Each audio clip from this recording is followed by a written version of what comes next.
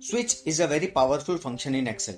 In this video, we will see how switch function is better than nested if. Many times it happens that due to multiple conditions, we have to use nested if, which is generally a bit lengthy and appears very complex. But when we replace nested if with switch function, it not only reduces the length but also makes it simple. We'll also see how switch function amplifies the capabilities of other functions when combined together. As an example, we will combine switch with Vlookup.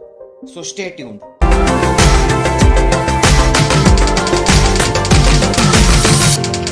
Hi, I'm your tutor and welcome to my channel Learn in 5 minutes. So let's start. We have codes of few states of USA here along with their corresponding names. We also have a drop-down here which has list of the above codes. Our job is to get the name of the state here when the code changes. First, let us do this with nested if so that we can compare both the formulas. I will not explain nested if here. If you want to learn more about this, then I have a separate dedicated video on nested if. The link of the same is provided in the description box below and in the I button above. Let's check our nested if formula. Well, this is working perfectly fine.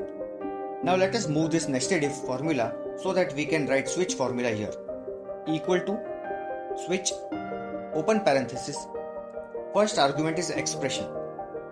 Expression in this function means the value which we are going to compare.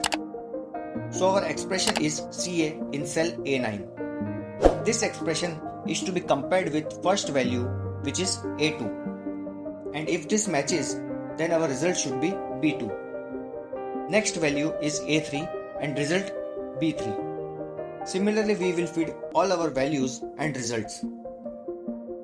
And finally, if our expression doesn't match any of this, then our result should be unknown. Let us check our switch function.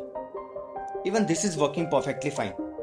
One drawback of switch function is that it will only compare for exact match, which means that we can't compare with greater than or less than, nor we can use wildcard in this function. Now let us make both this formula visible so that we can compare them.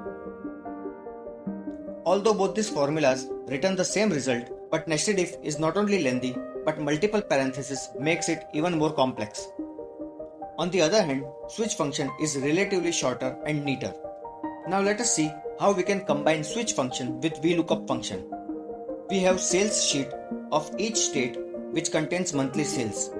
Our objective here is to get the sales of the month which is selected here, and the result should vary depending upon the state selected here. We have already created a data validation list in both the cells. First, let us get sales for the selected month from NY sheet. Once we get the sales figure, then we will inject switch function in Vlookup to make the Vlookup data dynamic. If you want to understand how to use Vlookup in detail, I have a separate video on this. I have provided the link of the same in the description box below and in the I button above. Let us check if our Vlookup is fetching data from NY sheet. Okay, this is working fine.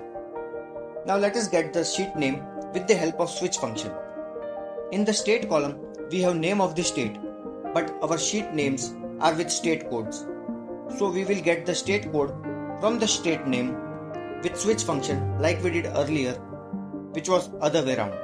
Now we need to compare with the state name. Our first value is New York and result NY. Second value is California and result will be CA. Similarly, we will do this for rest of the states. So now we have code of the state depending upon the name, and when we change the state name, our code is changed according to the name. Now, if we observe our table array in the Vlookup formula, the sheet name is suffixed with exclamation mark followed with the cell range A2 till B13. We will have to just concat this as text after our switch function. This will help us to get the range of specified cells from the sheet selected.